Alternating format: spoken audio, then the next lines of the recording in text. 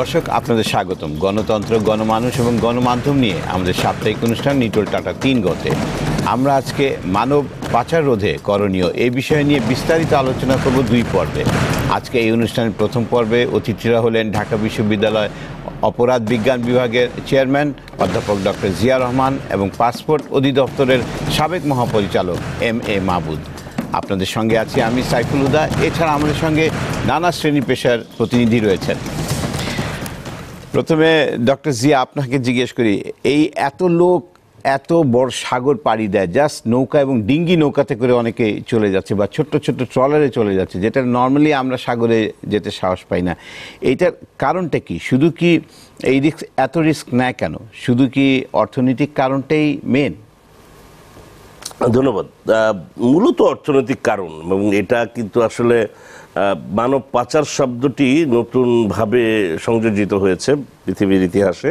তো এটি অনেক পুরনো ইতিহাস। আপনি যদি আমেরিকান যে আর্লি ইন্ডাস্ট্রিয়ালাইজেশন পিরিয়ডে যদি যে দেখেন, সেখানে ঠিক একইভাবে মানুষ বিভিন্ন জায়গা থেকে ইনিশিয়ালি আপনার ইউরোপিয়ান কান্ট্রিগুলোর থেকে, পরবর্তীতে আফ্রিকান কান্ট্রি থেকে গিয়েছে। এবং ওখানে আপনি দেখবেন এখনও যে মিউজিয়ামগুলো আছে, সেই ইনিশিয়াল অবস্থায় তারা যে কষ্ট করে যেভাবে সমুদ্র পাড়ি দিয়ে রেলে করে এবং যে দুর্বিষহ অবস্থার মধ্য দিয়ে সেখানে পৌঁছতে, তার কিন্তু মানে চমৎকার সমস্ত আর্কাইভাল সমস্ত পিকচার সেগুলো আছে। এবং এটা মূলত সেই সময় থেকেই বলা হয়ে থাকে যে এই যে মাইগ্রেশন প্রসেসটা মূলত দুটি কারণে হয়। একটি হচ্ছে পুশ ফ্যাক্টর আর একটি পুল ফ্যাক্টর।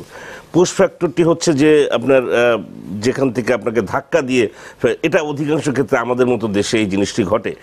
ইন্টারনাল মাইগ্রেশনের ক্ষেত্রেও যেমন গ্রাম থেকে শহরে, ঢাকা শহরে যেভাবে বস্তি এলাকার ডেভেলপমেন্ট হচ্ছে মূলত নদী ভাঙন, পভার্টি, দারিদ্র্য, এই সমস্ত কারণ, ঠিক ইন্টারন্যাশনাল যে মাইগ্রেশনটা হচ্ছে, এটাকে মাইগ্রেশনের চাইতেও যেহেতু ট্রাফিকিং আমরা বলছি, তার একটি মানে আমরা বলছি এক্সটেন্ডেড রূপ, সেটিও মূলত কিন্তু আপনি পভার্টির কারণে। এর মধ্যে কিছু এক্সাইটমেন্ট, কিছু ইয়াং মানে ফোর্স, যারা ইয়াং জেনারেশন যারা মাইগ্রেট করছে এভাবে মানব, তাদের মধ্যে কিন্তু আবার এই জিনিসটি আপনার মানে আপনি দুটো ভাগে ভাগ করতে হবে। একটি হচ্ছে ইন জেনারেল যেটা আমরা দেখছি মূলত পভার্টির কারণে, দারিদ্র্যের কারণে, আর দ্বিতীয় যেটি সেটি হচ্ছে ইয়াং জেনারেশনের মধ্যে কিছু লিউক্রেটিভ কিছু আকর্ষণ, যেই আকর্ষণে তারা হয়তো অ্যাডভেঞ্চারের মতো করে তারা বিভিন্ন জায়গায় পাড়ি দেয়। আমার মনে আছে আমি সাউথ আফ্রিকায় যখন যাই, জোহানেসবার্গে আমি প্রায় বেশ কিছুদিন ছিলাম একটা কনফারেন্সে, তখন সেখানে আমি গল্প শুনেছি যে তারা যেভাবে তারা ওখানে গিয়েছে, বলা হয়েছে যে টারজান ভিসা, তাদের ভিসার নাম টারজান ভিসা, মানে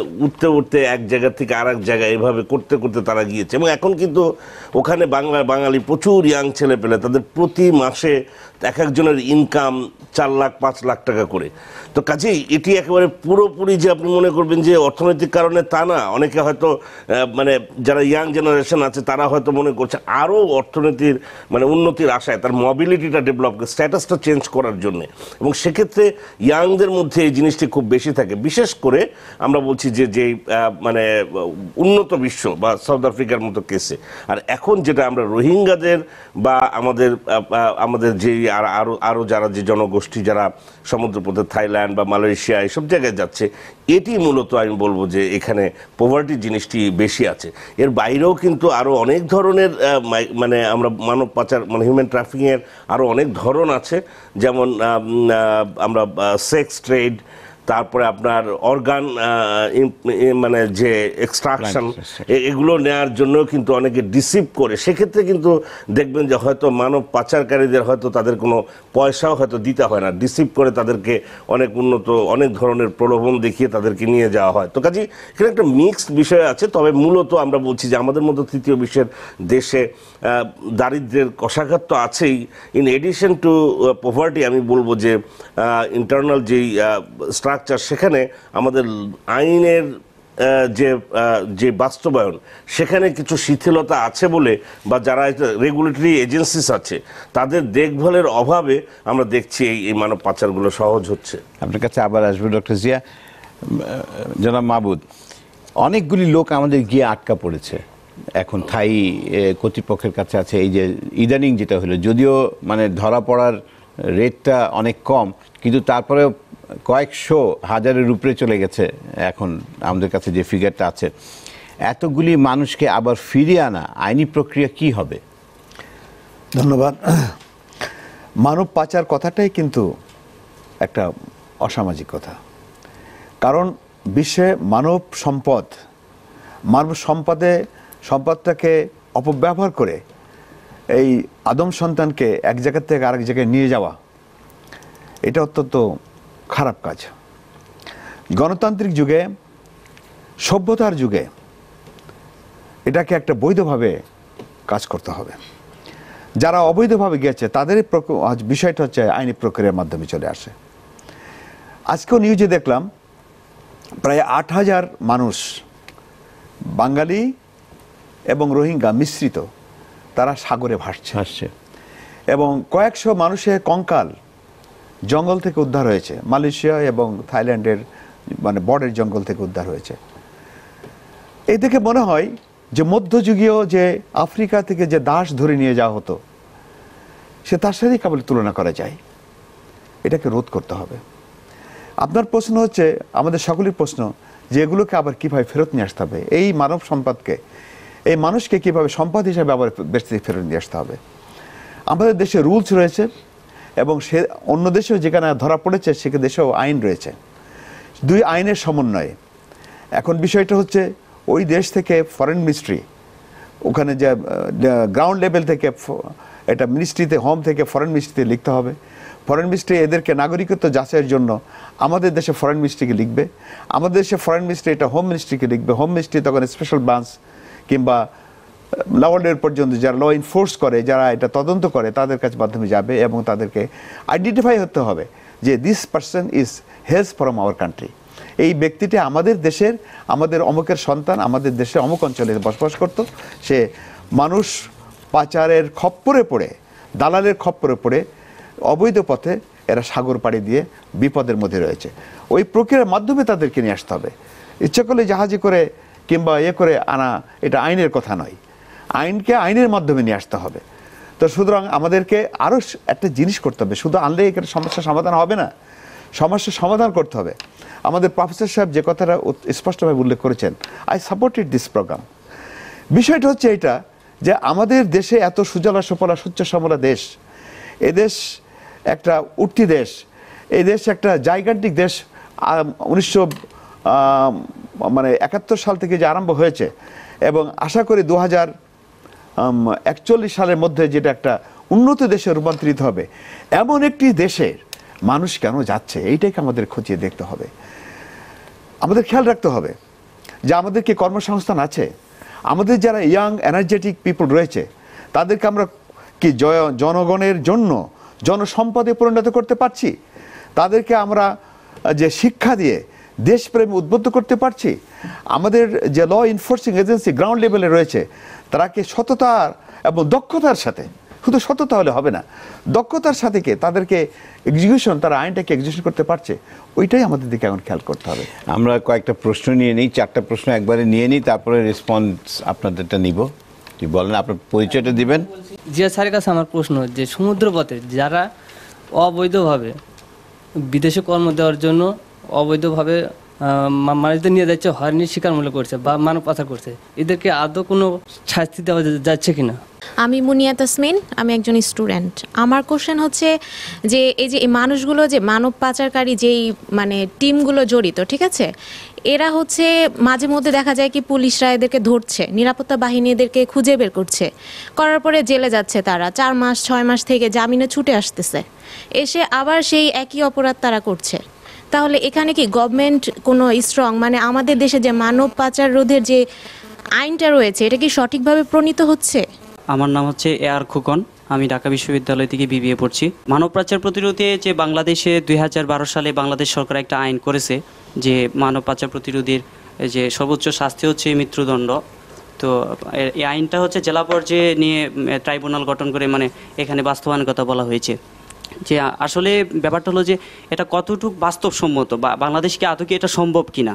হ্যাঁ, আর পাশাপাশি আমি আরেকটা প্রশ্ন করতে চাই জিয়া স্যারের কাছে যে স্বরাষ্ট্র মন্ত্রণালয় যে বাংলাদেশের যে সরকারি বেসরকারি সবগুলা গাড়িতেই কালো কাজ ব্যবহারের জন্য নিষিদ্ধ করা হয়েছে, যে এটাও তো মানব পাচারে মানে সহায়তা করছে। যে এটা তো হরহামেশাই দেখা যাচ্ছে যে রাস্তাঘাটে যে ভিআইপি বলেন আপনি বা গাড়িতে কালো কাজ ব্যবহার করা হচ্ছে। যে এটাকে আপনি কিভাবে দেখছেন, যে এটা কি আদৌ কি সম্ভব কিনা, যে এটা তো মানব পাচারে সহায়তা করছে? বুঝতে পেরেছি। আরেকটা প্রশ্ন নিব। আমার প্রশ্ন জনাব জিয়া রহমান স্যারের কাছে, যে আসলে আমরা যেমন আজকে আলোচনায় যেটা প্রথমে আসছে যে মানব পাচারের অন্যতম একটা কারণ হচ্ছে অর্থনৈতিক। তো সেক্ষেত্রে আমরা যারা এই যে পাচার হয়ে যাচ্ছে এবং পরবর্তীতে দেশে আমরা এদেরকে ফেরত আনছি, আমরা দেখা গেল যে সরকারের পক্ষ থেকে কিছু ক্ষতিপূরণ দিয়েই শেষ, কিন্তু তাদের বিরুদ্ধে তাদের জন্য আমরা কোনো ইনসেন্টিভ প্রোগ্রাম নিতে পারি কিনা, যেটা তাদের জন্য একটা ফান্ড গঠন করে তাদেরকে আর্থিক সহযোগিতা দিয়ে একটা কর্মসংস্থানের ব্যবস্থা করা এবং সেটাকে ফলো আপ করা, যেটা দীর্ঘমেয়াদী একটা সমাধান হতে পারে, এরকম কিছু করা যায় কিনা? ধন্যবাদ। আচ্ছা, আমরা ডক্টর জিয়া থেকে রেসপন্সটা পেতে চাই। হ্যাঁ, আমার মনে হয় প্রথম যে দুটি কোশ্চেনের ধরন একই, যে অপরাধগুলো করছে তাদের শাস্তি দেওয়া যাচ্ছে না এবং জামিন দেওয়া হচ্ছে, আবার জামিন থেকে বেরিয়ে আসছে, এবং আলটিমেটলি কোনো এই আইনের কোনো কার্যকারিতা আছে কিনা, বা এটা আসলে বন্ধ হচ্ছে না আলটিমেটলি। তো আমার মনে হয় যে এটা আসলে পুরো জিনিসটাই আসলে বাংলাদেশের যে সোশিও ইকোনমিক স্ট্রাকচার, তার যেই একটা অফশুট, একটি বাই প্রোডাক্ট, আমি বলবো বাই প্রোডাক্ট বা এটাকে একটা অংশ। এই কারণে যে আপনি দেখবেন যে অন্য জায়গায়, যেমন আমরা গতকালকেও আমরা বিভিন্ন জায়গায় আলাপ করেছি, একজন ব্লগার মারা গেছে এবং ধারাবাহিকভাবে ব্লগাররা মারা যাচ্ছে, এর শাস্তি হচ্ছে না। আমরা কিছুদিন পর আমরা দেখছি যে বিভিন্ন আইন প্রয়োগকারী সংস্থার হাতে মানুষ মারা যাচ্ছে বিনা বিচারে, সেগুলো নিয়েও কথা হচ্ছে। এবং এগুলোর অর্থাৎ আমরা বলছি যে প্রথমত এটার জন্য একটা কমিটমেন্ট, এই কমিটমেন্টে যতক্ষণ পর্যন্ত না থাকবে ততক্ষণ এগুলো আইন করেও কোনো লাভ নেই। দ্বিতীয় হচ্ছে রেগুলেটরি এজেন্সিস বা ইনস্টিটিউশন যেগুলো আছে আমাদের ক্রিমিনোলজির জায়গা থেকে, আমরা যে ক্রিমিনাল জাস্টিস সিস্টেম যেটাকে বলি, একটি হচ্ছে পুলিশ, আর একটি হচ্ছে কোর্ট, আর একটি হচ্ছে প্রিজন। সো এই তিনটির সংস্কার যতদিন পর্যন্ত না হবে, যতদিন পর্যন্ত এর মধ্যে কলোনিয়াল লিগেসি থাকবে, পলিটিসাইজেশন থাকবে, ততদিন পর্যন্ত আসলে আমরা ন্যায় বিচার বলি আর বিচারহীনতার সংস্কৃতি বলি, সেটা চলতেই থাকবে। তো কাজেই এটি বিচ্ছিন্ন কোনো ঘটনা না, অন্য আরও 10টা বিষয় যেমন বাংলাদেশে রান করছে। আমরা যেমন দেখতে পাচ্ছি যে ফিটনেসবিহীন গাড়ি দীর্ঘদিন ধরে চলছে, তার মানে মানুষ মেরে ফেলছে। আমরা দেখতে পাচ্ছি যে ড্রাইভিং লাইসেন্স, টাকা দিয়ে ড্রাইভিং লাইসেন্স করা যায়, মানে এই সমস্ত কিছু একই সূত্রে গাঁথা। বাট এটা ডেফিনেটলি আমরা বলবো যে এটা যেহেতু এখন খুব সিভিয়ার আকার ধারণ করেছে, আমাদের দাবি থাকবে যে এ বিষয়ে সিরিয়াসলি অ্যাড্রেস করা।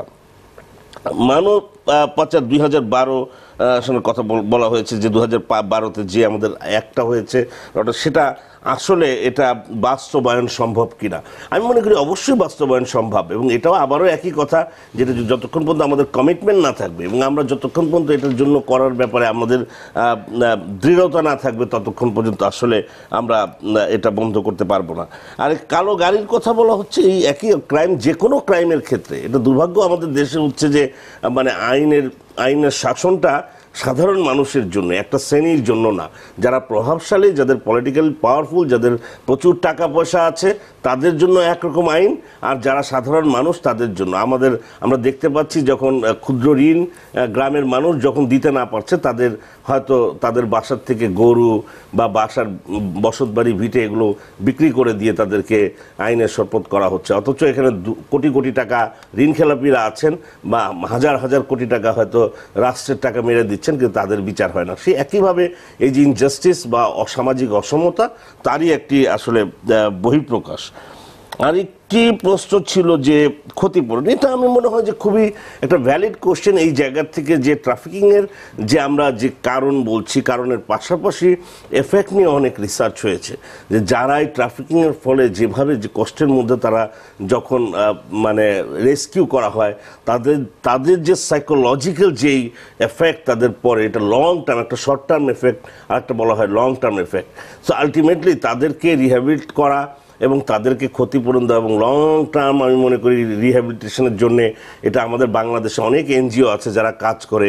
আমি মনে করি সরকারের পাশাপাশি এ সমস্ত স্বেচ্ছাসেবী প্রতিষ্ঠান যদি এগিয়ে আসে, এসব জায়গায় অ্যাড্রেস করে, ডেফিনেটলি কিছুটা হলেও আমরা তাদের দুঃখ লাঘব করতে পারবো।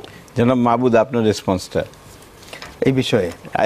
যেটা Very যে nice. প্রশ্ন আপনি কোশ্চেনগুলো অত্যন্ত গুরুত্বপূর্ণ হয়েছে এবং অত্যন্ত যুগ উপযোগী কোশ্চেন হয়েছে।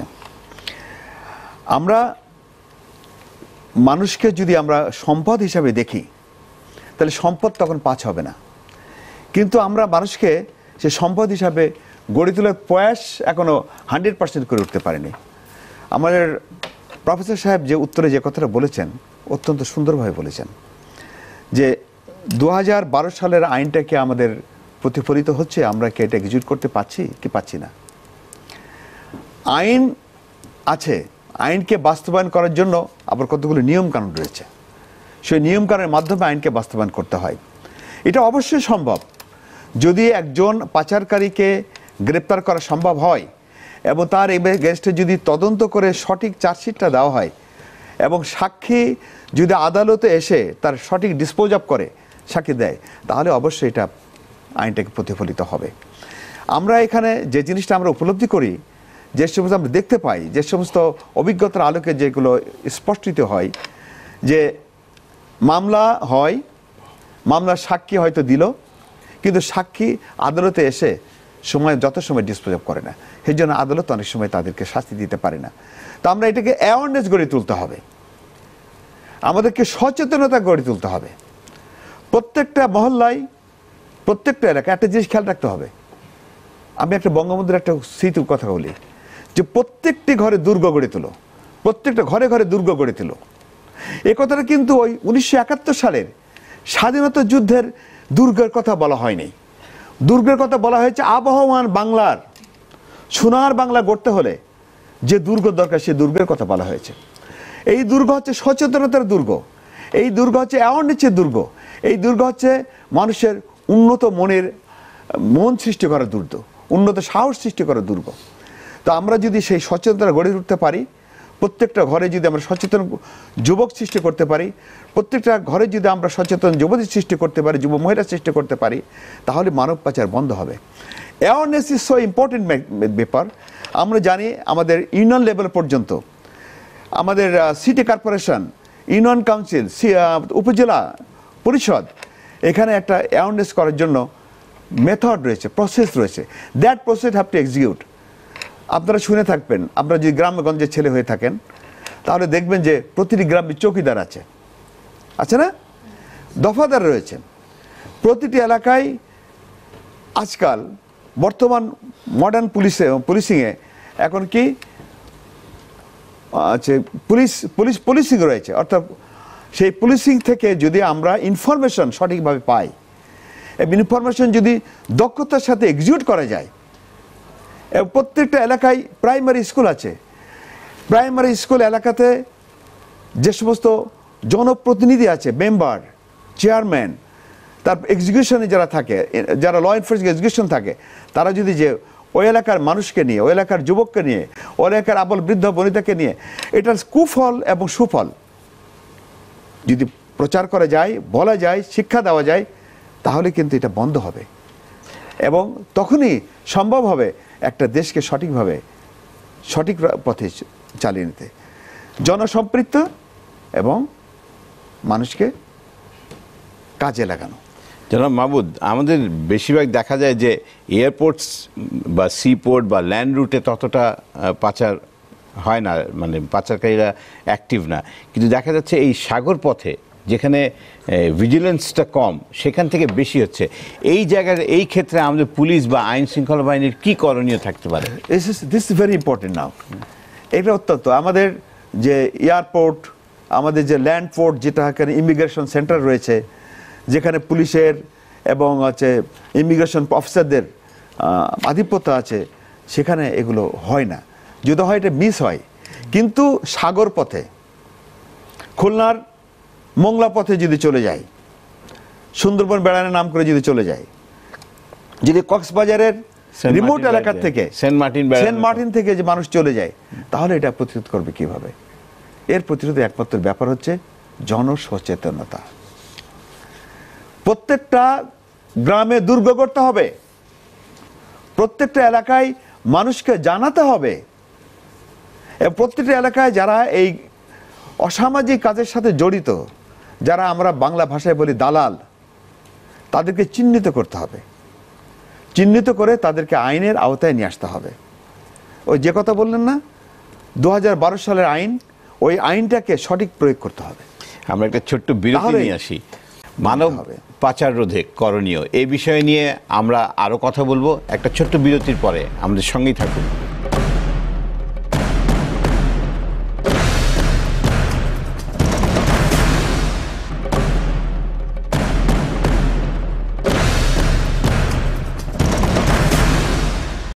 আপনারা দেখছেন নিটল টাটা 3গ, কথা বলছি মানব পাচার রোধে করণীয়। এই নিয়ে আমাদের সঙ্গে আলোচক রয়েছেন ডক্টর জিয়া রহমান এবং জনাব এম.এ. মাহবুব।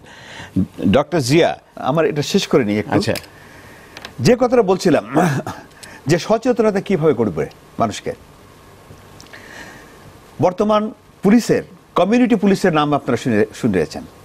কমিউনিটি পুলিশ কিন্তু কমন থেকে, অর্থাৎ রুট লেভেল থেকে এটা সৃষ্টি হয়।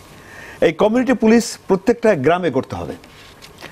কমিউনিটি পুলিশ গড়ে প্রত্যেকটা গ্রাম থেকে এর ইনফরমেশন থেকে এটাকে কালেক্ট করতে হবে। চৌকিদার, দফাদার, কমিউনিটি পুলিশ, জনপ্রতিনিধি দক্ষতার সাথে পালন করতে হবে, এটা তার দায়িত্ব। আবার আপনি হয়তো বলবেন যে প্রত্যেকের দায়িত্বকে সঠিকভাবে পালন করে, দায়িত্ব পালন করার জন্যই তাদেরকে সচেতন গড়ে তুলতে হবে। এটা না করলে সহজেই কিন্তু এটাকে দমন করা খুব কঠিন হবে। শুধু ল এনফোর্সিং এজেন্সি একা তার সম্ভব না, সকলে মিলে এগুলো করতে হবে, এইটা ব্যাপার। ডক্টর জিয়া, মোটিভেশনটা কি হওয়া উচিত?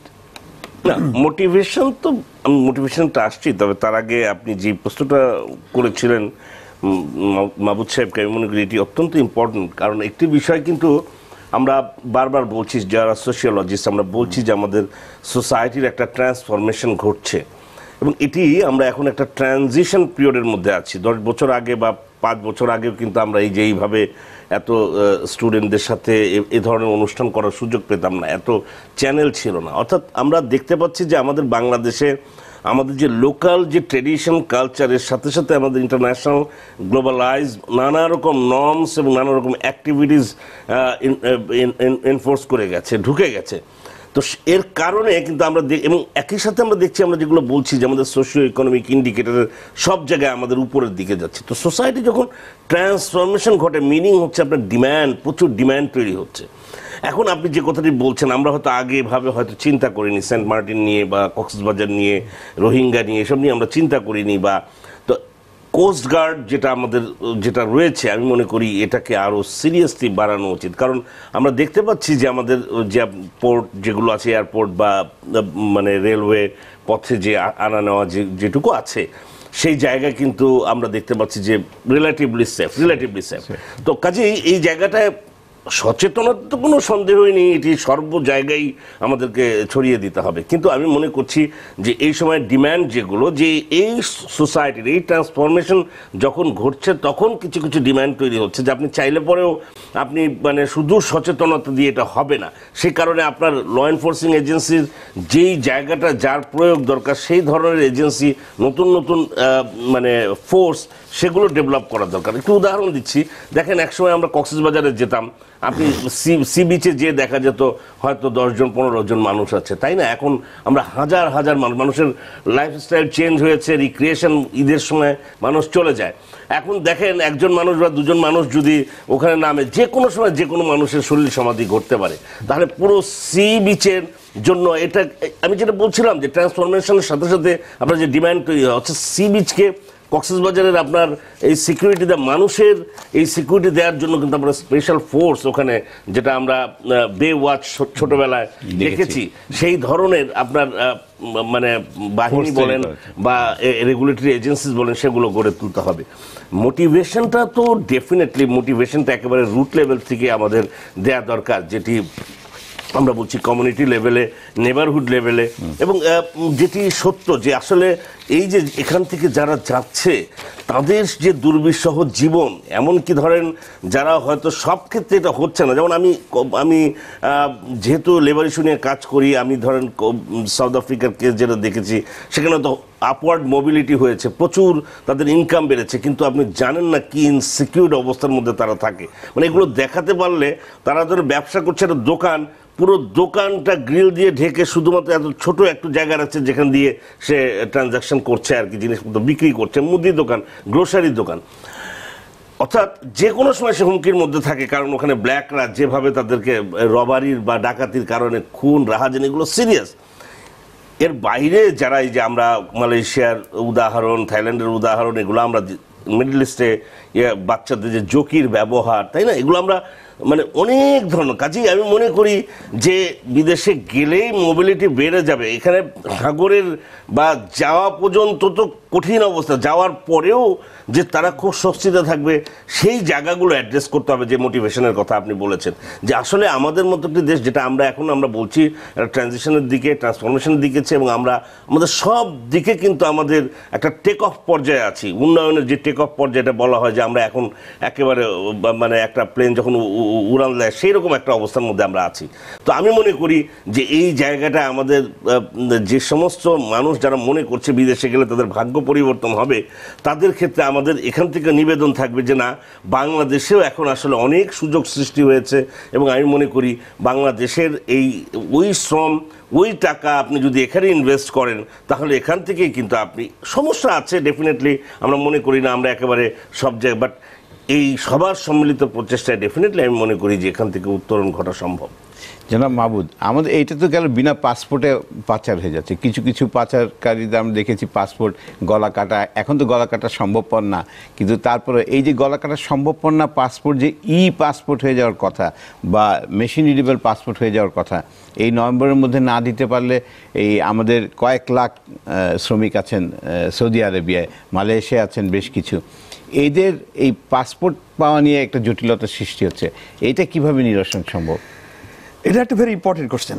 এবং ইন্টারনেটে জিজ্ঞাসা সমস্ত সমাজকে যে বর্তমান যুগে হ্যান্ড রিটেন পাসপোর্ট যেটা, সেটা আর নাই। এটা 2010 সালের এপ্রিল মাস থেকে এটাকে বন্ধ করা হয়েছে। এখন আমাদের দেশে মেশিন রিডেবল পাসপোর্ট চালু করে, যন্ত্রে পাঠযোগ্য পাসপোর্ট চালু করা হয়েছে এবং কোটি কোটি পাসপোর্ট দেওয়া হয়েছে। আমার মনে আছে 1,25,00,000 পাসপোর্ট শুধু দেওয়া হয়েছে আমার ডিসেম্বর পর্যন্ত, গত ডিসেম্বরের 15 তারিখ পর্যন্ত, যে স্ট্যাটিস্টিক্স আমার কাছে ছিল দেশ বিদেশে মিলে। তো এই পাসপোর্টটা যে মেশিনের পাসপোর্ট, এটা আর গলা কাটা কোনোদিন সম্ভব না, এবং তথ্য পরিবর্ধন করে নতুন করে পাসপোর্ট নেওয়া সম্ভব না। একবার যে ব্যক্তি পুলিশ তদন্ত হয়ে কিংবা পাসপোর্ট প্রাপ্তি হয়, তার চিরকাল সেই নামে সেই ডাটাতে তাকে থাকতে হয়। তো সুতরাং গলা কাটা পাসপোর্টের প্রশ্নই এখন নেই। এখন যে জিনিসটা আমাদের কাছে উঠে আসছে, সৌদি আরব সহ দেশ বিদেশে যে সমস্ত হ্যান্ড রিটেন পাসপোর্ট নিয়ে এসছে, তাদেরকে 2015 নভেম্বরের মধ্যে যেটা ডেডলাইন রয়েছে, সেখানে কি করা সম্ভব কি সম্ভব না। একটা জিনিস খেয়াল রাখতে হবে, আতঙ্কিত হওয়ার কিছু নেই। সমস্যা আসলে সমাধান অবশ্যই রয়েছে। বিষয় রয়েছে যে মেশিন রিডেবল পাসপোর্ট অথবা পাসপোর্ট ছাড়া তারা ফ্লাই করতে পারবে না, এক দেশ থেকে আরেক দেশে যেতে পারবে না, কিন্তু সেই দেশে অবস্থান করতে পারবে না, এটা ঠিক না। যখন যে ব্যক্তি ধরেন সৌদি আরবে আছে, তারা বাংলাদেশে আবার ফ্লাই করে আসবে, তার যদি পাসপোর্ট না থেকে থাকে, তাহলে ওখানে আমাদের এম্বাসি রয়েছে, আমাদের কনসুলার জেনারেল অফিস রয়েছে, রিয়াদে রয়েছে এম্বাসি, জিদ্দাতে রয়েছে কনসুলার জেনারেল অফিস। এছাড়া আউটসোর্সিং করা হয়েছে। আউটসোর্সিং করতে 6টি জায়গাতে এটা পাসপোর্ট যাতে পাই, এটা অফিস সৃষ্টি করা হয়েছে। সেখান থেকে প্রতিদিন ডাটা এনরোলমেন্ট হচ্ছে, ডাটা ইন্টারনেটের মাধ্যমে, ওয়েবসাইটের মাধ্যমে এটা চলে আসছে সেন্ট্রালে, ঢাকাতে। এখান থেকে পাসপোর্ট প্রিন্ট হয়ে ফরেন মিনিস্ট্রির মাধ্যমে এটা আবার চলে যাচ্ছে, সেখানে ডিস্ট্রিবিউট হচ্ছে। সুতরাং যে ফ্লাই করবে সে অবশ্যই আমাদের এম্বাসি অথবা কনসুলার জেনারেল অফিস অথবা যে আউটসোর্সিংয়ে যে 6টা অফিস করা হয়েছে, সেখানে যে তাদেরকে এই কাজটা করতে হবে, পাসপোর্ট গ্রহণের জন্য এই প্রক্রিয়াটা করতে হবে। করলে অন্তত 15 দিনের ভিতরে সে পাসপোর্ট পেয়ে যায়। সুতরাং কোনো কিছু অসম্ভব কিছু নয়, প্রত্যেকটা জিনিস সম্ভব, বাট নিজেকে একটু সম্পৃক্ত করতে হবে কাজের ভিতরে, করলেই দেখবেন সমাধান অটোমেটিক হয়ে আসবে। আমরা 2টা প্রশ্ন নেব। আসসালামু আলাইকুম, আমি মোস্তাফিজুর রহমান মামুন, চিটং ভার্সিটি থেকে গ্র্যাজুয়েশন করেছি। আমার প্রশ্ন হচ্ছে জিয়া স্যারের কাছে আমি সাধারণত দেখতে পাই, স্পেসিফিকলি আমাদের দেশের কথাই বলবো, যখন একটা সমস্যা মিডিয়াতে আসে, ঢালাওভাবে মিডিয়াতে প্রচার করে, তখন আমাদের দেশের প্রশাসন তখনই তৎপর হয়।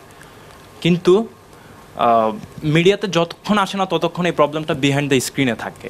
এখন আমার প্রশ্ন হচ্ছে যে জিয়া স্যারের কাছে, যে আপনি প্রশাসনের এই অভ্যাসটা দিন দিন বদ অভ্যাসে পরিণত হচ্ছে, আমি যতটুকু মনে করি, আপনি এটাকে কিভাবে দেখছেন? জি, আমি জিয়া স্যারের কাছে আমার প্রশ্ন যে বর্তমানে যারা এইভাবে অবৈধভাবে বিদেশে যাচ্ছে, তারা কিছুটা আর্থিক কারণেই যাচ্ছে, তাদের ক্ষেত্রে কি সরকার বিদেশ যাওয়ার খরচ কমিয়ে আনে, যেন তারা আর কি তারা যেন উদ্বুদ্ধ হয় বৈধভাবে বিদেশ যেতে?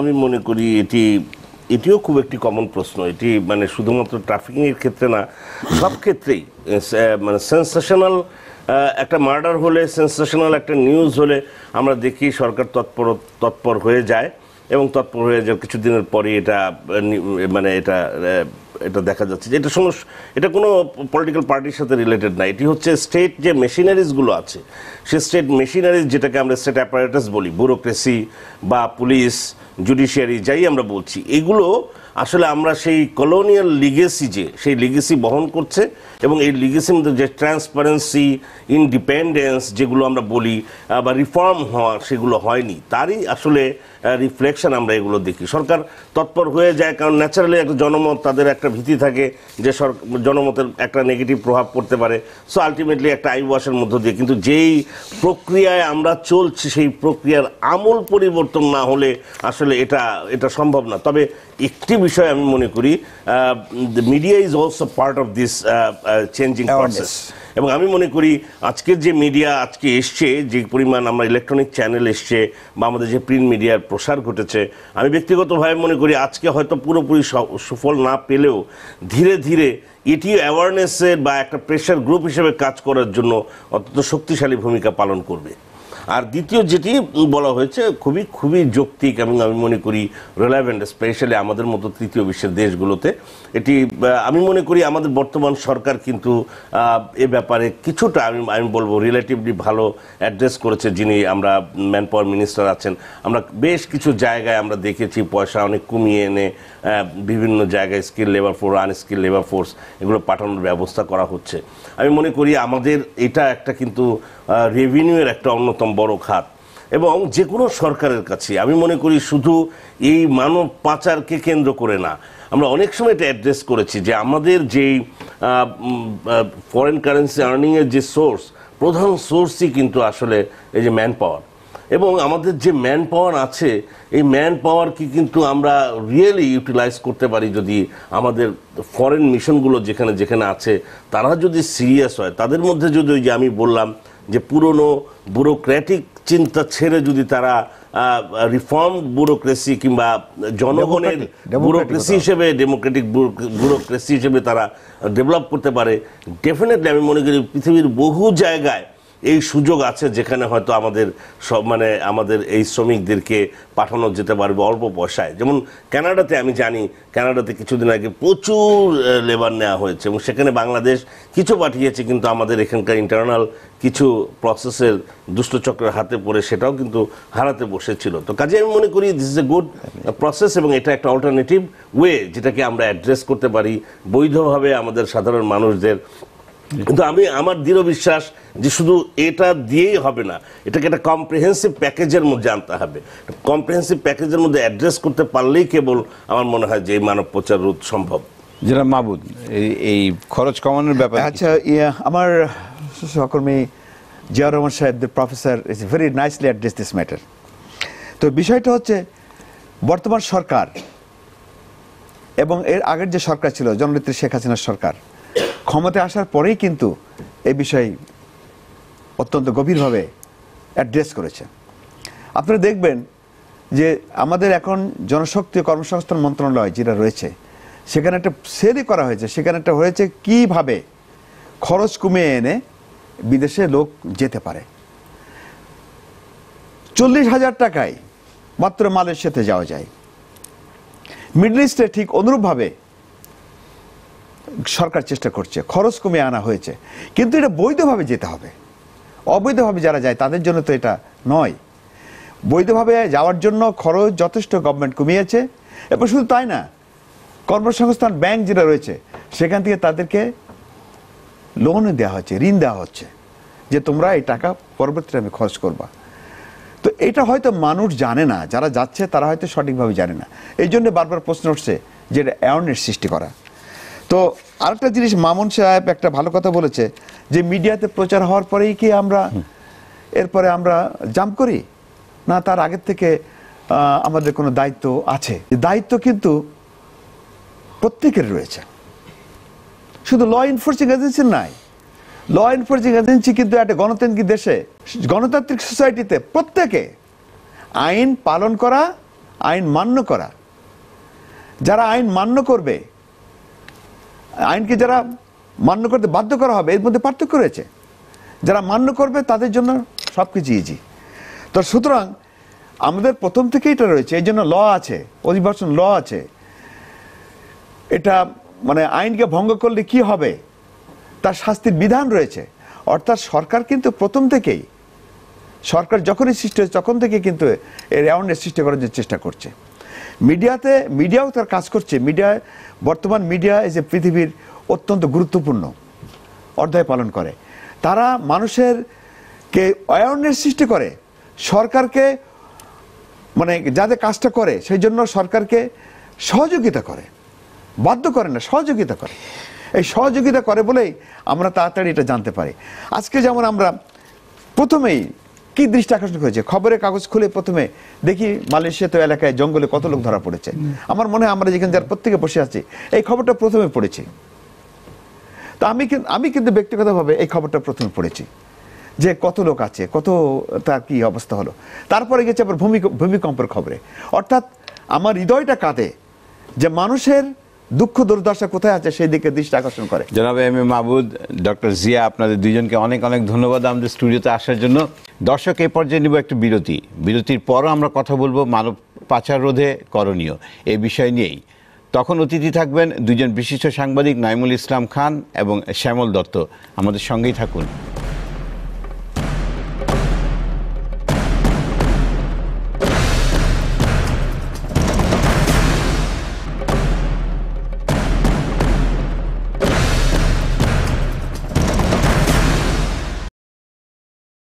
দর্শক, আপনারা দেখছেন নিটোল টাটা 3 গ এবং আমরা কথা বলছি মানব পাচার রোধে করণীয়। এই নিয়ে আমাদের এই অনুষ্ঠানে এই পর্যায়ে আছেন দুইজন বিশিষ্ট সাংবাদিক, জনাব নাইমুল ইসলাম খান এবং দৈনিক ভোরের কাগজের সম্পাদক জনাব শ্যামল দত্ত। জনাব নাইমুল ইসলাম খান, প্রথমে আপনাকেই জিজ্ঞেস করি, সাগর পাড়ি দিয়ে রিস্ক নিয়ে এতগুলি লোক চলে যাচ্ছে, ধরা পড়েছে অনেকগুলি কম, বেশ কিছু মারা গেছে, এটার প্রমাণও রয়েছে, তার মানে অনেক যাচ্ছে, এটা প্রমাণ করে। এই রোধে আমরা কি রকম মিডিয়া থেকে কীরকম অ্যাওয়ারনেস প্রোগ্রাম অথবা মোটিভেশনাল প্রোগ্রাম কি নিতে পারি? গুড ইমিগ্রেশন শুড মানে স্টপ ব্যাড ইমিগ্রেশন, এটাই হলো মূল সমাধান। মানে আমার বৈধ পথে বাইরে যাওয়াকে সুযোগ সৃষ্টি করতে হবে বেশি, যাতে লোকজন কষ্ট করে না যায়। একেবারে যদি বলেন if there is one solution, this is that. তারপরে তো অন্যান্য ভূমিকা, আইনি ভূমিকা আছে, এটা ঠেকানো ইত্যাদি ইত্যাদি। আমাদের যেটা হয়েছে, আমাদের কিন্তু ইতিহাসের সব সময়ই লোকজন ইল্লিগালি গেছে। এখন আমরা ওই যে দালালদেরকে দোষারোপ করি। আমি নিজেও দালালের পিছনে ছুটেছি এক সময়, অনেক বছর আগের কথা। আমার এক ছোট ভাই লেখাপড়া করে নাই, তাকে বাইরে দিব শুনছি কে নাকি ইটালি লোক পাঠায়, আমিই গেছি তার কাছে, দালাল আসে নাই। তো এটা আমরা গল্প বলি, দালালরা খুঁজে খুঁজে লোক বের করে, না, লোকে খুঁজে খুঁজে দালাল বের করে এবং তাদের উপর চাপায়। আমি তো অ্যাডভান্স টাকা দিয়ে রাখছিলাম, কিন্তু 1.5-2 বছর পরে আমি সাংবাদিক দেখা, কারণ কোন ঝামেলায় পড়ে জন্য পরে নেয় আমার ভাইকে। তো আমি অনেস্টলি বলছি যে এইটা মানুষ বাইরে যাইতে চায়, তাদেরকে ফেসিলিটেট করার দিকে আমার মনে হয় যে আমাদের রাষ্ট্রীয় কাঠামোটাকে ওভারহোল করতে হবে। এর মধ্যে যেটা হয়েছে, সরকারের একটা নীতি, অসাধারণ সৎ উদ্দেশ্যের একটা নীতি, একটু আমাদের জন্য একটু ক্ষতিকর ইম্প্যাক্ট করেছে, কিন্তু উদ্দেশ্য কিন্তু সৎ। কি? ওই যে G2G লোক পাঠানো, কেন? যে আমাদের ওই দালালরা বা নর্মাল যারা বাইরের লোক পাঠায় তারা অনেক বেশি চার্জ করে, খুব আনফেয়ার চার্জ করে। এখন এইটা কমানোর, হ্যারাসমেন্টটা কমানোর জন্য সরকার G2G তে গেল, কিন্তু G2G theoretically it was a very nice concept, but it didn't work because সংখ্যায় এত কম পাঠাতে পারছিল গভর্নমেন্ট যে এটা প্রাইভেট সেক্টর যেভাবে হাজার হাজার লক্ষ লক্ষ লোক পাঠাতো সেটা হচ্ছিল না।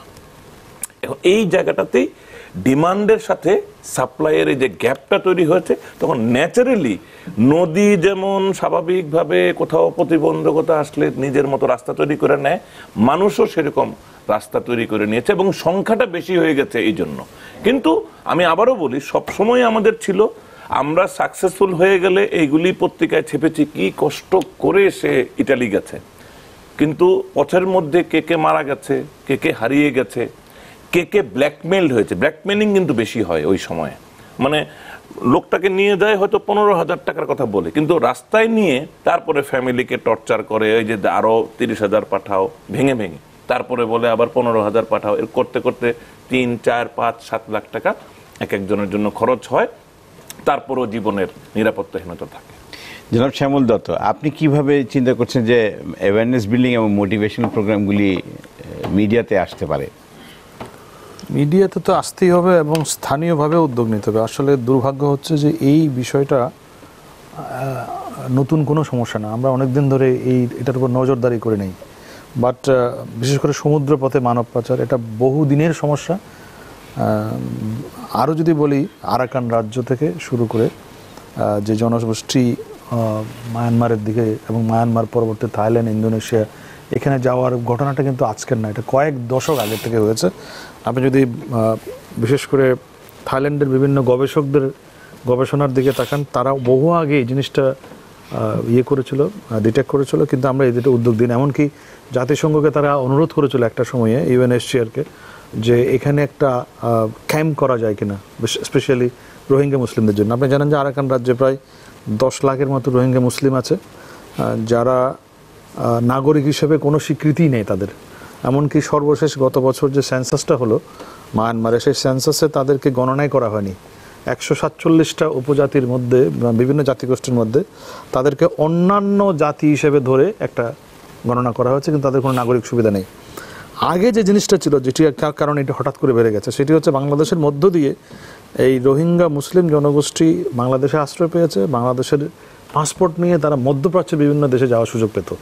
মধ্যপ্রাচ্যটি বন্ধ হয়ে যাওয়ার পরে, মধ্যপ্রাচ্য যেহেতু কোনো দেশেই এখন অলমোস্ট ভিসা নেই এখন, ফলে এই জনগোষ্ঠী এখন দক্ষিণ পূর্ব এশিয়ার দিকে যাওয়ার এই উদ্যোগটা নাই। কিন্তু এর সঙ্গে যুক্ত হয়েছে এখন বাংলাদেশের কিছু মানুষ, দালাল চক্র এবং আরও অন্যান্য গোষ্ঠী। আমি মনে করি যে এখানে আমাদের যাদের মোটিভেশনটা, যেটা আপনি বললেন, মোটিভেশনটা করা যাদের দরকার ছিল, সেটি হচ্ছে স্থানীয় সরকার এবং স্থানীয় প্রশাসন। আমি মনে করি তাদের সিরিয়াস একটা গাফিলতি আছে।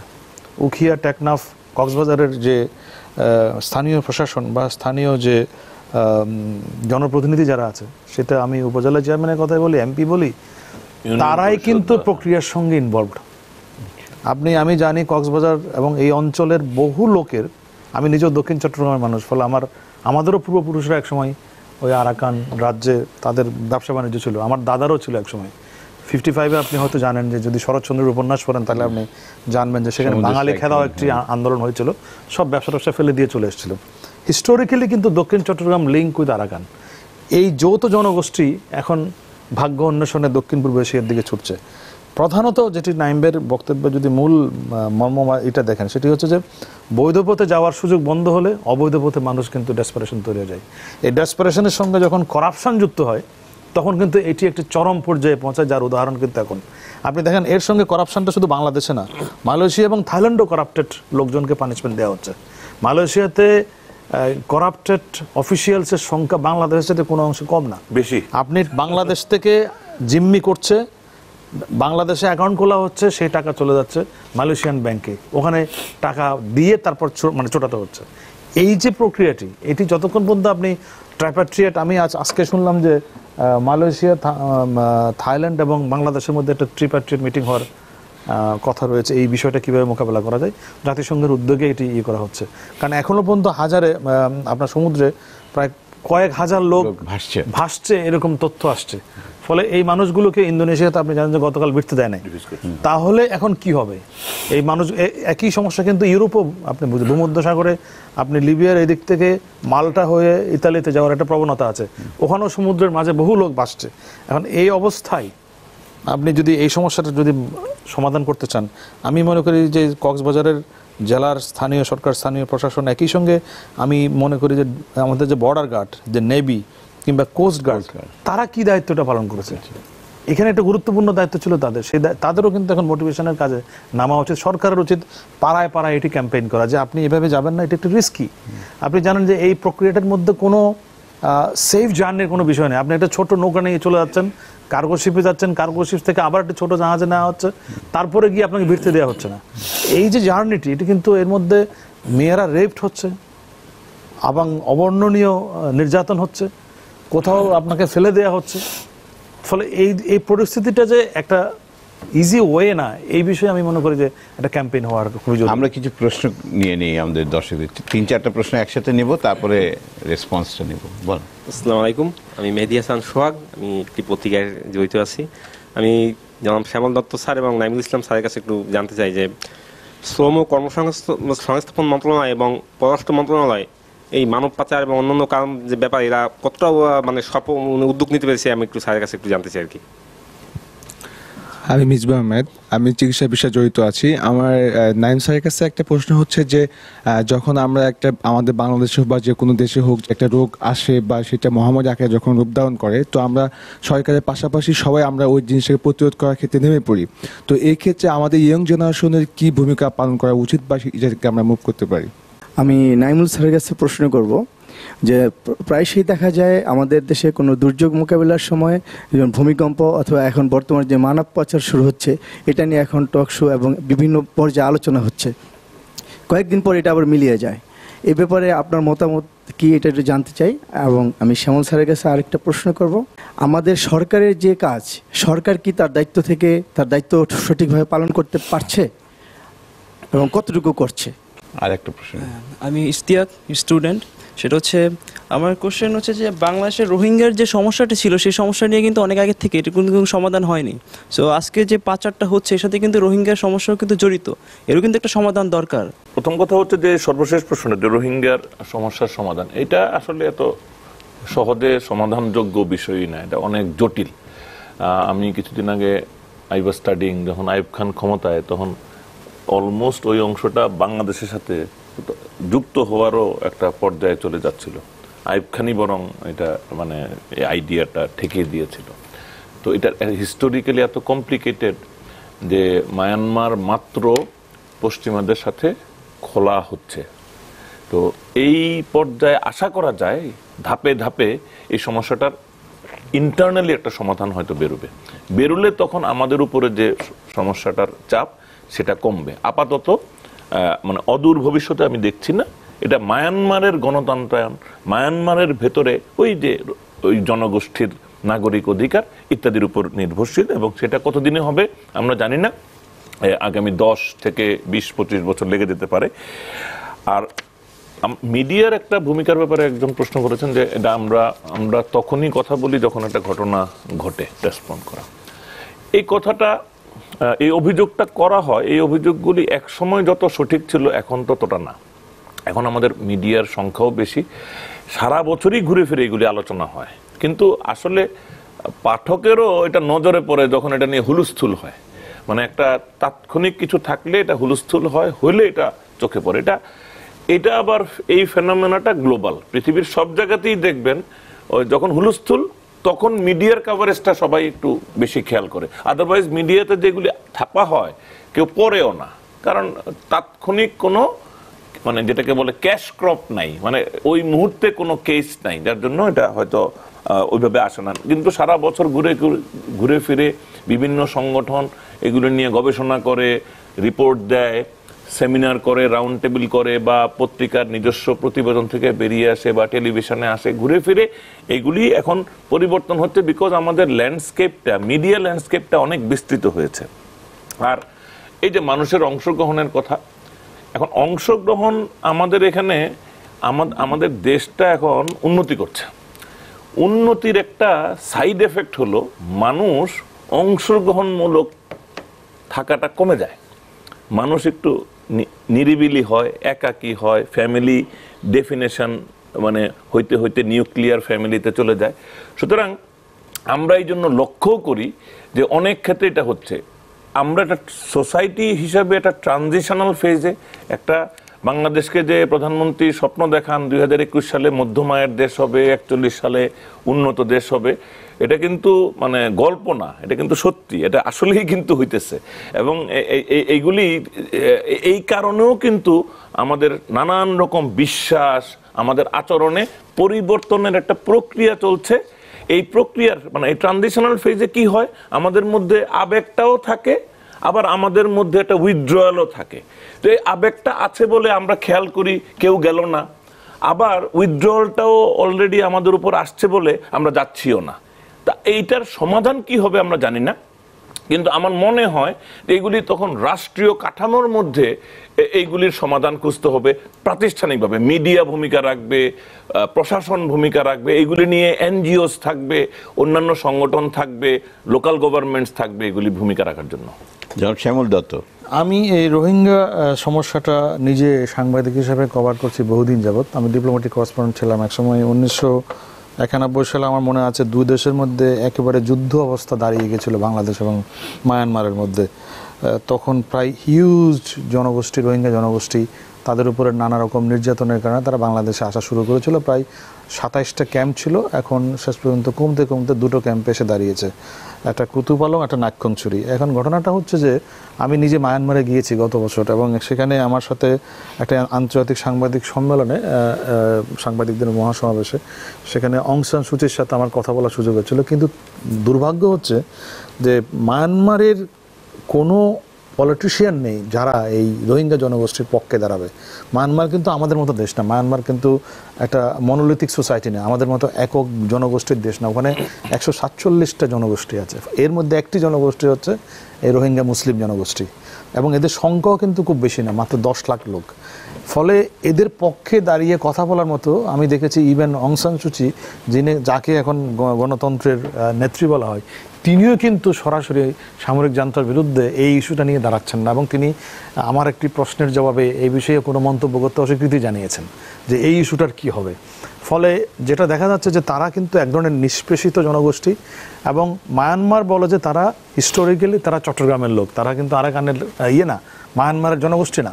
এই কারণেই তাদেরকে এক্সক্লুড করে রাখা হয়েছে। এবং এটির সমাধান যে কীভাবে হবে, এখানে আন্তর্জাতিক রাজনীতি আছে, এর মধ্যে আরও অনেক ক্রিটিক্যাল পলিটিক্যাল ইস্যু আছে। এখানে দেখবেন ইউএনএইচসিআর, জাতিসংঘ এবং পশ্চিমা অনেক দেশ মায়ানমারের উপরে চাপ সৃষ্টি করার জন্য এই জনগোষ্ঠীটাকে ব্যবহার করে। আবার একটা সময় অনেক মধ্যপ্রাচ্যের মুসলিম দেশ এদেরকে ব্যবহার করেছে, এখানে ট্রেনিং ক্যাম্প দিয়েছে, এখানে বিদ্রোহী জনগোষ্ঠী তৈরি করেছে, এবং এরা গিয়ে মায়ানমারে নানা রকম বিদ্রোহী কর্মকাণ্ডের সঙ্গে জড়িত ছিল। আপনারা হয়তো অনেকেই শুনেছেন আরএসও নামে একটি রোহিঙ্গা সলিডারিটি, আরএসএফ নাকি রোহিঙ্গা সলিডারিটি ফোর্স, এই ধরনের বহু সংগঠন তৈরি হয়েছিল, যদিও সেটি এখন বন্ধ। এগুলো যেহেতু বাংলাদেশ এগুলো সরকার থেকে সেই ধরনের প্রশ্রয় দেওয়া হয় না, ফলে এই সমস্যাটা খুব জটিল একটি সমস্যা। এবং মায়ানমারে যেটি বলেছে গণতন্ত্রায়নের পথ ধরে যদি এটা সমাধান হয় তাহলে একমাত্র সমাধান হবে, নাহলে কিন্তু সমাধান হবে না। অন্যদিকে মিডিয়ার ব্যাপারটা আমি মনে করি যে মিডিয়া আসলে বাংলাদেশের সমস্যাটা কি, বাংলাদেশে এত ঘটনাবহুল দেশ, একটি ঘটনা আরেকটি ঘটনাকে ওভারল্যাপ করে। আমরা গতকাল একটা সময় গিয়ে দেখেছি যে মানব পাচার আমার কিন্তু নিচের দিকে চলে এসছে, পত্রিকার নিচের দিকে, উপরে চলে এসছে আরেকজন ব্লগার অথবা সালাউদ্দিন, এবং আগামী কদিন কিন্তু আর মানব পাচার কিন্তু থাকবে না, এইটা নিয়ে থাকবে। তারপর দেখুন যে আরেকটা ইস্যু চলে আসবে, যখন এই তিনটাই থাকবে না তখন এই তিনটাই নিচের দিকে চলে আসবে, তখন আরেকটি ঘটনা উপরের দিকে চলে আসবে। ফলে আমাদের এখানে এত ঘটনাবহুল দেশ, এখানে একটি ঘটনা আরেকটি ঘটনা ওভারল্যাপ করে। হ্যাঁ, আমরা অনেক সময় কনসিস্টেন্টলি অনেক কিছুই করার চেষ্টা করি, সেগুলো হয়তো সেভাবে পরবর্তীতে গিয়ে আপনাদেরও নজরে পড়বে না। আপনারা দেখবেন যে তাৎক্ষণিক ঘটনাটার প্রতি নজর দিচ্ছেন বেশি, কিন্তু এর আগের ঘটনাটির প্রতি তখন আর আকর্ষণ কম। আর নিউজ ইজ এ প্রোডাক্ট, এটাকে সেল করতে হয়, এবং সেল করার সময় দেখতে হয় যে কোনটা খাবে। একেবারে আমাদের মিডিয়ার ভাষায় বলি যে এটা এখন খাবে বেশি, ফলে আমাদেরকে যেটা খাবে, অর্থাৎ আপনারা যেটা খেতে চান সেটাই আমরা দিই। এটা হচ্ছে বাস্তবতা। আর সরকারের দায়িত্ব, সরকার কিন্তু দায়িত্বটা আমি মনে করি যে এখানে সিরিয়াস একটা ল্যাকিং আছে, যেটি আমি বলছিলাম যে ধরুন আমরা মালয়েশিয়াতে G2Gর মাধ্যমে লোক পাঠানোর জন্য চুক্তি করেছি। আমরা প্রথমেই ঘোষণা দিলাম যে এখানে 1 লক্ষ করে প্রতি বছর লোক যাবে, 14 লক্ষ লোক অনলাইনে রেজিস্ট্রেশন করেছে, গত 2 বছরে গিয়েছে মাত্র 7,480 জন। এটার আপনি কি করবেন? এটার কি জবাব দেবেন? সরকারের তো এই ব্যবসায় নামার কথা না, সরকার তো ব্যবসা করারই কথা না, বেসরকারি খাত ব্যবসা করবে, সরকার ফ্যাসিলিটেটরের ভূমিকা থাকবে। দুর্ভাগ্য হচ্ছে G2Gর নামে আমরা কিন্তু পুরো সেক্টরটাকে এখন এমন একটা জায়গায় নিয়ে এসেছি, কারণ এখানে ব্যক্তি ইনিশিয়েটিভ দরকার। আমি একজন সেল করব, প্রোডাক্ট সেল করব, আমি মায়ানমারে গিয়ে, আমি মালয়েশিয়ায় গিয়ে বা অন্য কোনো দেশে গিয়ে আমি সেখানে বাজার খোঁজার চেষ্টা করব, সেখানে কার লোক লাগবে তার সঙ্গে নেগোশিয়েট করব। সরকারি কর্মকর্তার কি কোনো দায় আছে? সরকারি কর্মকর্তার কোনো রকম দায়িত্ববোধের মধ্যে পড়ে যে মালয়েশিয়াতে গিয়ে এসে লোক পাঠাবে? ফলে যে কারণে যা হওয়ার তাই হচ্ছে না, ওদের ডিমান্ড আছে কিন্তু আমরা লোক পাঠাতে পারছি না। এখন এই সমস্ত জায়গায় আমি মনে করি সরকার আরও উদ্যোগী দরকার, কারণ আমাদের মনে রাখতে হবে বাংলাদেশ এখন পৃথিবীর সবচেয়ে জনবহুল দেশ, এবং বাংলাদেশে আপনার বেকারের সংখ্যা বেশি, অশিক্ষার হার বেশি। এই সমস্ত চ্যালেঞ্জের মুখে আপনাকে কিন্তু একের পর এক বাজার লাগবে, কিন্তু আমরা কিন্তু মধ্যপ্রাচ্যের বাজার বন্ধ হয়ে যাওয়াতে বড় ধরনের জনগোষ্ঠী কিন্তু এখন হুমকির মুখে আছে। জনাব নাইমুল ইসলাম খান, শ্যামল দত্ত যেসব সমস্যার কথা বলেন, বাংলাদেশের যেসব সমস্যা আছে, পভার্টি, তারপরে কাজের অভাব, সব আনএমপ্লয়মেন্ট, সব কিছু, এগুলি কিন্তু ভারতে আছে, কিন্তু ভারতে ইলিগাল ইমিগ্রেশনটা খুবই কম। এইটার রিজনটা কি, বা ওরা কিভাবে কন্ট্রোল করছে? না, ভারতের যেটা আপনি বলছেন, ভারতের সিচুয়েশন আমাদের সিচুয়েশন এক না, পার ক্যাপিটাও এক না, এটা অনেক ডিফারেন্ট। ভারত এখন বাইরে 7,000 টাকা বেতনে নেওয়ার জন্য ভারতে কোনো লোক পাওয়া যায় না, এটা এখন বাংলাদেশের মার্কেট। ভারত এটা ছেড়ে দিয়েছে। ভারতের আরেক স্তরে গ্রাজুয়েশন হয়েছে, বাংলাদেশেরও এক ধরনের গ্রাজুয়েশন হয়েছে। মনে করেন নিউ ইয়র্কের ওই যে বাঙালি ব্যবসা পাড়াটা যেন কি, ওই যে জ্যাকসনাইটসের এক সময় দোকানগুলি ছিল ভারতীয়দের, এখন সেটা বাংলাদেশিদের, কারণ ভারতীয়রা এখন ইন্ডাস্ট্রিয়ালাইজেশন, 73rd স্ট্রিট, এক্স্যাক্টলি ওই ভারতীয়দের কাছ থেকেই বাঙালিরা কিনে। বাঙালিরা ওই মানে দোকানে চাকরি করার পরিবর্তে এখন দোকানের মালিক হয়েছে, আর ভারতীয়রা দোকান মালিক থেকে ইন্ডাস্ট্রির মালিক হয়েছে। তো এক একটা দেশের এক একটা স্তর, আমাদের কোনো হীনমন্যতার কারণ নাই, আমরাও এগোচ্ছি।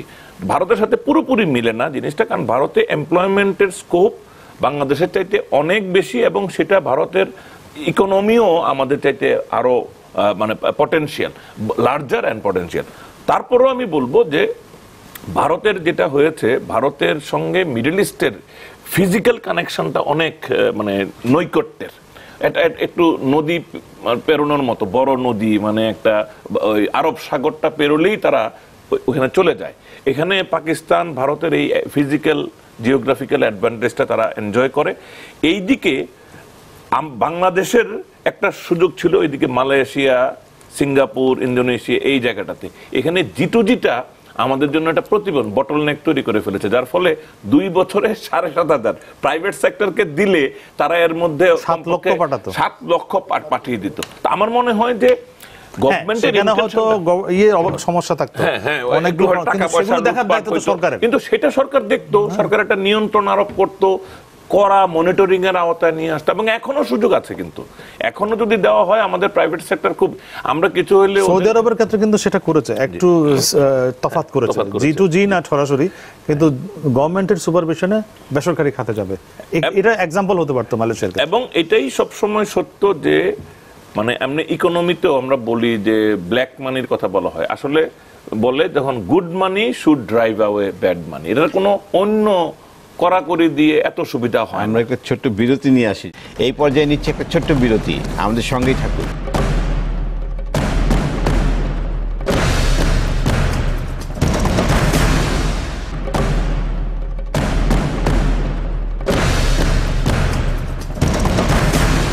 নিটোল টাটা 3 গতে আমরা কথা বলছি মানব পাচার রোধে করণীয়।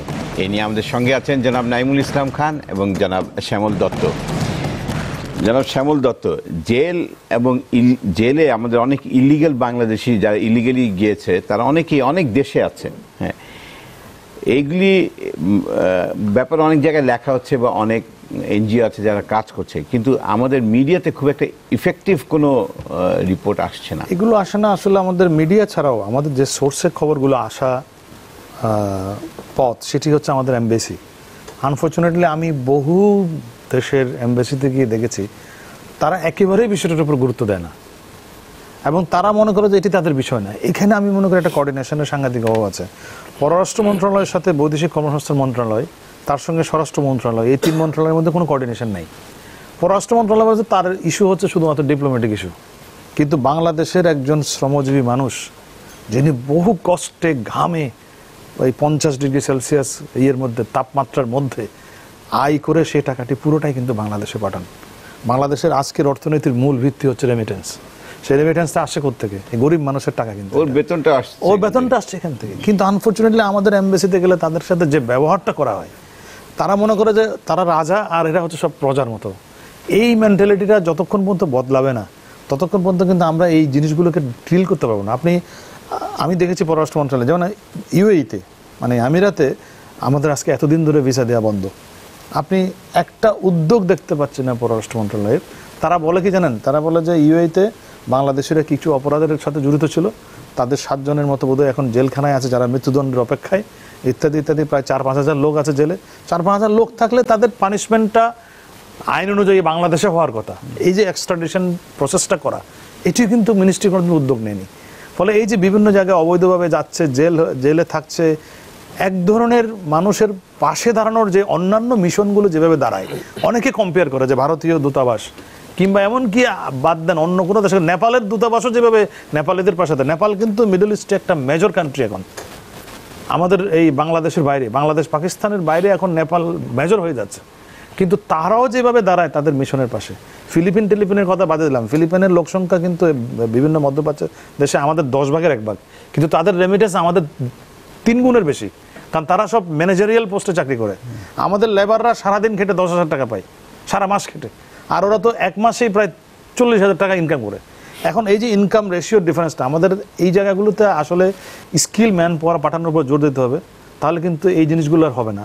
আমি দেখেছি জীবনে কোনোদিন স্ক্রু ড্রাইভার ধরে নাই, সে চলে যাচ্ছে ইলেকট্রিশিয়ান হিসেবে, ফলে ওখানে গিয়ে কাজটি করতে পারছে না, তার বেতনটি কম। আর সৌদি আরব ইদানিং যে বেতনের কমার হার যেভাবে হয়েছে, এটি সামনে সরকারের উচিত এটা নেগোশিয়েট করা। একটা মিনিমাম ওয়েজ না হলে যাবে না, যেটা কিন্তু ইয়েতে যায় না, ইন্ডিয়া এবং অন্যান্য দেশ যায় না। আমাদের এখানে দেখা যাচ্ছে 7,000 টাকা 10,000 টাকা বেতনের জন্য চলে যাচ্ছে, অথচ 10,000 টাকা বাংলাদেশে ইনকাম করা একজন লোকের জন্য খুব কঠিন কাজ না।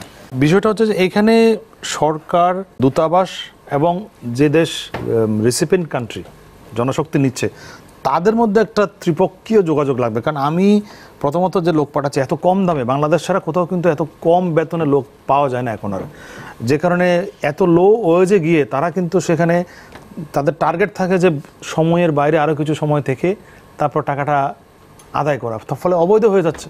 আপনি যখন নির্দিষ্ট সময়ের বাইরে কাজ করতে চাচ্ছেন তখন অবৈধ হয়ে যাচ্ছে, এবং এটা বড় সমস্যা। এবং বিভিন্ন দেশে এখন, বিশেষ করে মধ্যপ্রাচ্যের বিভিন্ন দেশে অবৈধ জনগোষ্ঠীর সঙ্গে বেড়ে যাচ্ছে। এক্ষেত্রে আমাদের দূতাবাসের একটা রোল আছে, তারা দেখা যায় আসলে কোম্পানিটা যারা নিয়ে যাচ্ছে তারা যথেষ্ট সক্ষম কিনা, বা এখানে একটা মানে কি বলবো, এখানে একটা যে দেশ নিচ্ছে তারা এবং আমাদের ম্যান পাওয়ার এজেন্ট, এদের মধ্যে একটা টাকা লেনদেনের বিষয় আছে, আনহোলি অ্যালায়েন্স আছে। এবং এটা যতক্ষণ পর্যন্ত সরকার, ওই দেশের সরকারের সাথে সরকার মনিটর করে এই প্রসেসটা ক্লিন করবে না, ততক্ষণ কিন্তু এই সমস্যাটা থাকবে, অবৈধ হওয়ার সংখ্যাটি থাকবে। এবং এক্ষেত্রে আমি মনে করি যে আমাদের এমবেসিরও একটা বড় রোল আছে। এমবেসি কিন্তু এই সুপারভিশনের রোলটি করে না। না, কমেন্টসের সাথে আপনি আরেকটু বলবেন যে সামনে বোধহয় পাসপোর্ট নিয়ে আমাদের ওয়ার্কফোর্সরা একটা ঝামেলা পড়তে যাচ্ছে বিদেশে। আচ্ছা, আমি পাসপোর্ট নিয়ে কি সত্যি ঝামেলা পড়তে যাচ্ছে? পাসপোর্টে যে এই যে মানে মেশিন রিডেবল পাসপোর্ট পাওয়াটা আসলে ঝামেলার, এবং এটি অনেক জায়গায় এত লাখ পাসপোর্ট এত কম সময়ের মধ্যে দেওয়া সম্ভব না, কারণ 2015 সালের পর থেকে বোধহয় মেশিন রিডেবল পাসপোর্ট ছাড়া চলতে পারবে না। মানুষ কিছু মানুষ হয়তো স্টাক হবে। এখন আমি যেটা বলি যে আমাদের এখানে আমাদের টোটাল মানে লোকবল এবং আমাদের যে সম্ভাবনা, আমাদের যে দারিদ্র্যের মাত্রা, শ্যামল যেগুলি বলেছেন, সেক্ষেত্রে আমাদের আসলে আমাদের যে যত সংখ্যক মানুষ বিদেশে আছে এটাকে মিনিমাম ডাবল করতে হবে, মানে আমাদেরকে বাইরে পাঠাতে হবে সমসংখ্যক, মানে আরও 1 কোটি মানুষের মতো। এবং এটা করতে গেলে আমাদের যে বৈদেশিক কর্মসংস্থান মন্ত্রণালয়, এই মন্ত্রণালয়ের গুরুত্ব আমাদের রাষ্ট্র ব্যবস্থায় একেবারে নিচের দিকে, এটাকে অনেক উপরে আনতে হবে। এবং মিশনে ওরা যে মিশনগুলিতে যে স্টাফরা থাকে ওরা আসলে ক্লার্কের মতো কাজ করে, মানে এমবেসির পররাষ্ট্র মন্ত্রণালয়ের এক কর্মকর্তাদের অধীনস্থ একটা অসম্মানিত স্টাফ হিসেবে থাকে, তাদের কোনো মর্যাদা নাই। আমার মনে হয় পররাষ্ট্র মন্ত্রণালয়ের বিল্ডিংয়ে থাকবে, তারা মিশনে থাকবে, কিন্তু তাদের একটা আলাদা মর্যাদা, তাদের সংখ্যা বৃদ্ধি। কারণ এটা বুঝতে হবে, শ্যামল যেটা গুরুত্ব দিয়েছেন, যে আমাদের আসলে প্রধান বৈদেশিক মুদ্রা আয়ের সোর্স, প্রধান রেমিটেন্স, এখনো রেমিটেন্স, ভবিষ্যতেও অনেক দিন রেমিটেন্সই থাকবে। মার্কেট এক্সপ্লোর করার ব্যাপার, মার্কেট কন্টিনিউয়াস এক্সপ্লোর করার ব্যাপার, এবং সেটাকে এই ফিডব্যাক দিয়ে এটা প্রসেস করে এবং কোয়ালিটি কন্ট্রোলের। এই যে ধরেন একজন মানুষ এটা ফলস ট্রেনিং নিয়ে ফলস সার্টিফিকেট দিয়ে চলে গেলে তো আমাদের মার্কেটের ক্ষতি হয়। তখন কি হয়, তখন একটা মানবিক স্টোরি তৈরি হয়। সে গেল এক ধরনের চাকরিতে, গিয়ে আসলে সে পারছে না, তখন তাকে হয় চাকরিচ্যুতি হয় অথবা তাকে একটা অন্য ক্ষেত খামারে পাঠায় দেয়, দাসত্বের মধ্যে পড়ে যেতে হয়। এইগুলি কিন্তু প্রবলেম আমাদের সাইডেও থাকে। আমাদের সাইডে ওই কোয়ালিটি কন্ট্রোল বা এসিওরেন্সটা থাকছে না, যে লোকটা ইলেকট্রিশিয়ান হিসেবে যাচ্ছে তার একটা গ্লোবালি মিনিমাম যে স্ট্যান্ডার্ডটা তার আছে কিনা এটা পরীক্ষা করে সরকার যে সার্টিফাই করবে, সেখানে আবার ওই গলতটা হয়, সেখানে ওই আনহলি অ্যালায়েন্সের জন্য ওই জিনিসটা হয় না। সুতরাং আমাদের মার্কেট যদি সত্যি সুসংহত করতে হয় এবং প্রসারিত করতে হয়, আমাদের এই কর্মসংস্থানের জায়গাটাকে গুরুত্ব দিতে হবে, মর্যাদা দিতে হবে। ওইখানকার দূতাবাসে মানুষদেরকে যে মর্যাদা দেয় না, এটার আরেকটা কারণ তারা নিজেরাও মর্যাদা পায় না। এই মন্ত্রণালয়টাও মর্যাদায় নাই, এই মন্ত্রণালয়ের কর্মীরা মর্যাদায় নাই, এবং মূল্যায়নও নাই। আমাদেরকে মূল্যায়ন করতে হবে। আমরা একটু ওদের থেকে কিছু প্রশ্ন নিয়ে নিই ওনাদের থেকে। জি বল। আমি মোস্তাফিজুর রহমান মামুন। আমার প্রশ্ন হচ্ছে, পুলিশ এবং বিজিবি আজকে কয়েকদিন মিডিয়াতে প্রচার হওয়ার পরে তৎপর হয়ে অভিযান চালাচ্ছে। অভিযান চালাতে গিয়ে আপনার দেখা যাচ্ছে যে যারা এই মানব পাচারের সাথে জড়িত, সেখানে 2-4 জন ছোটোখাটো যারা পাচারকারী, তারা অভিযানে গুলিবিদ্ধ হয়ে মারা যাচ্ছে। এটাকে হয়তো ক্রস ফায়ার বলছে, কিন্তু আমার প্রশ্ন হচ্ছে এখানে যে এদেরকে হত্যা করে, গুলিবিদ্ধ হোক আর হত্যা হোক, যেটাই হোক, এদেরকে হত্যা করে মূল হোতা যারা, তাদেরকে কি আসলে অ্যারেস্ট করা সম্ভব কিনা, না তাদেরকে অ্যাডভান্স কোনো কিছু বোঝানো হচ্ছে? এটা হচ্ছে আমার প্রশ্ন। অ্যাডভান্স সতর্ক করা হচ্ছে? বাংলাদেশের সংবিধানে মানব পাচারকারীদের কি কি শাস্তিমূলক ব্যবস্থা আছে এবং আরো জোরদার করার জন্য কি কি পদক্ষেপ নেওয়া উচিত? আমি নাইমুল স্যারের কাছে প্রশ্ন করছি। আমি মোস্তফা কামাল মুকুট। স্যার, বর্তমান যে আমাদের আইন অনুযায়ী ব্যবস্থা আছে এবং আইন অনুযায়ী যে শাস্তি দেওয়ার যে যতটুকু আছে, এটা কি আসলেই এনাফ কিনা, না আরও বৃদ্ধি করা উচিত, এ ব্যাপারে বলবেন। আর শ্যামল স্যারের কাছে আমার প্রশ্ন, আমি আবার বলছি যে আমাদের বর্তমান সরকার এ ব্যাপারে যতটুকু কাজ করছেন, আসলে কি ততটুকু সম্ভব কিনা এই মানব পাচার রোধ করা? কারণ দেখা যাচ্ছে হরহামেশাই ঘটছে। যখনই আমি আবার বলছি যে যখন এই প্রচার হচ্ছে তখন গিয়ে এটা কয়েকদিন এটাই হয়, তারপরে আবার যেই মূল হোতারা তারা তাদের কাজকর্ম চালিয়ে যাচ্ছে। প্লিজ। আমি আবু ফয়সাল আহমেদ, আমি একজন প্রোগ্রামার। আমার প্রশ্ন হচ্ছে শ্যামল দত্ত স্যারের কাছে। যেহেতু G2Gর কারণে বললেন যে এই G2G প্রোগ্রামটার কারণে খানিকটা স্লথ গতি এসেছে, যেই কারণে গত 2 বছর এত কম পরিমাণ মানুষজন যাচ্ছে, কিন্তু এরা প্রাইভেট সেক্টরে থাকলে হয়তো আরও বেশি যেত। সেক্ষেত্রে সরকার কি অন্যান্য যেই সমস্ত প্রোগ্রামগুলো আছে, ধরেন স্কিল ডেভেলপমেন্ট হতে পারে, বা এদেরকে দক্ষতা বৃদ্ধির পাশাপাশি আরও বিভিন্ন জায়গা থেকে অ্যাওয়ারনেস বিল্ডিং বা অন্যান্য যে সমস্ত কার্যক্রমগুলো আছে, এগুলোকে কি অ্যাসোসিয়েটস হিসেবে এই প্রাইভেট সেক্টরকে ইনভলভ করলে এই গতিটা বৃদ্ধি পেতে পারে কি বলে কি মনে করেন আপনি? আমি সর্বশ্রেষ্ঠ দিয়ে শুরু করি। এখানে বিভিন্ন প্রাইভেট অর্গানাইজেশন কাজ করে। কয়েকটা অর্গানাইজেশনের কথা বলি। ব্র্যাকের একটা বড় প্রোগ্রাম আছে অ্যাওয়ারনেস তৈরি করা, বিশেষ করে যারা বিদেশে যায়। আপনার রামরু নামে একটা অর্গানাইজেশন আছে, রিফিউজি মাইগ্রেন্ট, তারা এই ধরনের কাজ করে। এরকম আরও অনেক এনজিও আছে যারা কাজ করে। কিন্তু দুর্ভাগ্য হচ্ছে, দেখেন আমাদের বৈদেশিক কর্মসংস্থান মন্ত্রণালয়ের একটা ফান্ডই আছে, যারা ওভারসিজ যায় তাদের থেকেই টাকাটা নেয়, কিন্তু সেই ফান্ডে প্রচুর টাকা আছে অ্যাওয়ারনেস তৈরি করার জন্য, কিন্তু সেগুলো প্রপারলি ব্যবহার হচ্ছে না। আপনি এত বড় একটা ইস্যুর পর গত 7 দিন বা 10 দিনে বৈদেশিক কর্মসংস্থান মন্ত্রণালয় সংবাদ সম্মেলন করে জাতির সামনে পরিষ্কার করেছে, এরকম একটা রেকর্ড আছে গত 10 দিনে? কাউকে দেখতে পেয়েছেন? পাননি। আমরা পররাষ্ট্র মন্ত্রণালয় এবং স্বরাষ্ট্র মন্ত্রণালয় শুনছি তারা একটা তালিকা করেছে, যে প্রশ্নটি আপনার প্রশ্ন উত্তরে বলে, যে তারা একটা তালিকা করেছে কারা কারা মানব পাচার করে। তালিকা যদি করে থাকে, প্রথম উচিত তাদেরকে গ্রেফতার করা। তাদেরকে হত্যা করাটা তো সমাধান হতে পারে না, কারণ হত্যা করলে আপনি এর পেছনে যে নেটওয়ার্ক আছে, এর পেছনে যে চক্র আছে, তারা কিন্তু বেরোবে না। আপনি কিছুদিন, এই ইস্যুটা কিন্তু নতুন ইস্যু না, এটা দীর্ঘদিন ধরে চলে আসছে এবং এক ধরনের বিচারহীনতার সংস্কৃতির কারণে এটা কিন্তু অনেকখানি গড়িয়েছে। এবং আজকে যে পুরো এলাকা, সিরাজগঞ্জের একটি গ্রামের 300 জন লোক নাই, কিংবা চট্টগ্রামের একটা গ্রামের 100 জন ছেলেপেলে নেই, এই যে মানুষ যে হঠাৎ করে নিখোঁজ হয়ে যাচ্ছে দালাল চক্রের খপ্পরে পড়ে, এটিকে মোকাবেলা করতে হলে সামাজিক, রাজনৈতিক এবং সরকারি ইনিশিয়েটিভ লাগবে। আনফর্চুনেটলি সেটি কিন্তু আমরা দেখতে পাচ্ছি না। গভর্নমেন্টের কোনো রকমের ক্যাম্পেইন আছে, আপনি কোনদিন টেলিভিশন চ্যানেলগুলোতে বা সরকারি চ্যানেলে কথা বলেন, বিটিভিতে এই ধরনের ক্যাম্পেইন দেখতে পেয়েছেন যে এইভাবে যাবেন না, এটি ঝুঁকিপূর্ণ, কারণ এটি অত্যন্ত রিস্কি একটি পথ এবং এটা কোনোভাবে যাওয়া উচিত না, এই ধরনের কোনো ক্যাম্পেইন আমি অন্তত দেখিনি। বা তারা চাইলে করতে পারতো, বিভিন্ন প্রাইভেট চ্যানেলের সঙ্গে কথা বলে যে মানুষকে ক্যাম্পেইন করা। আনফর্চুনেটলি সেগুলো হয়নি।